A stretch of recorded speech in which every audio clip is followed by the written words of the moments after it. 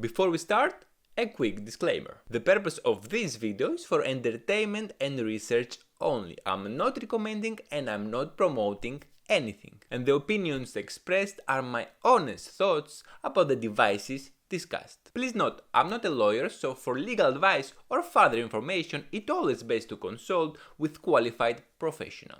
After that being said, hello everyone, welcome to the channel. Today we're diving into something very exciting and controversial, the Superbox TV. You might have heard about it already, or maybe this is your first time, but one thing for sure, it has been making waves in the world of streaming. I'm here to give you the lowdown of what Superbox is and whether or not it is a legal device. So, let's get into it.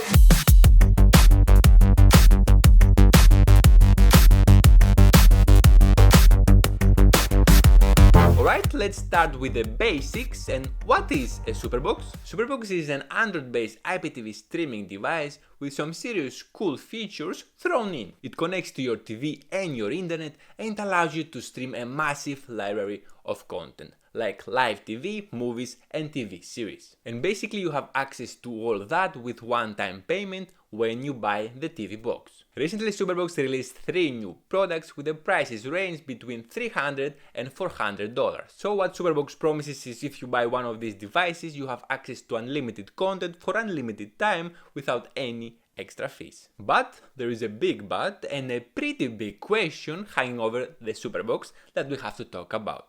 Is it legal? So let's get into the legal side of things. Now the device itself is 100% legal. There is nothing inherently illegal about owning a Superbox. The questions start when you look at the content it streams. Some apps that are available to install on the store may pull in content without the proper licenses and permissions, and that's where things get tricky. If you're using the Superbox to stream movies or TV series that are copyrighted, you could be stepping into some pretty murky legal waters. And the funny thing is that Superbox will have nothing to do with that. Because once you open the device for the first time, a disclaimer notice appears that you have to agree in order to continue. And basically it says that Superbox is not in any way responsible for the content streamed or viewed by any user. So I think we all understand what that means. So it's our responsibility, the user responsibility, to check if the streaming content have all the copyright agreements in place. And with that short disclaimer, they got rid of that burden. Now let's talk about what all that means for you as a user. Well, here's the thing, if you stream content from third-party apps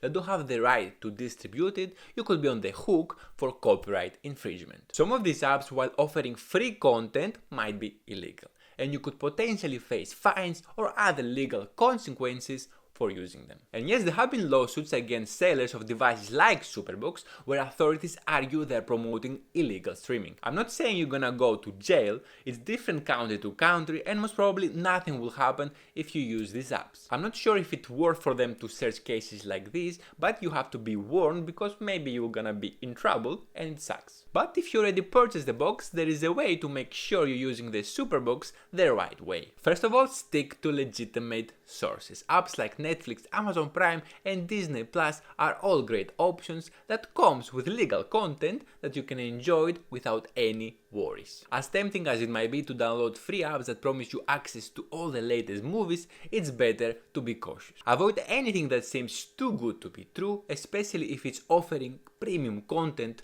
for free. Second, be cautious about preloaded apps. Always check reviews and do your homework on the apps you plan to use to make sure they are legitimate. And if you're not sure about the app legality, it's better to skip it. Lastly, keep your Superbox up to date. Updates aren't just for adding new features, they can also ensure that you're using the latest and legal version of apps. Make sure to regularly review the apps on your device and remove any that you're not sure about. And there you have it. Superbox is definitely a very interesting option, but as with anything, it's important to stay on the right side of the law and make sure the content you access is authorized. Remember, using the Superbox responsibly can save you a lot of headaches down the road. If you find that video useful, don't forget to smash that like button, and if you haven't already, subscribe for more tips and tech reviews.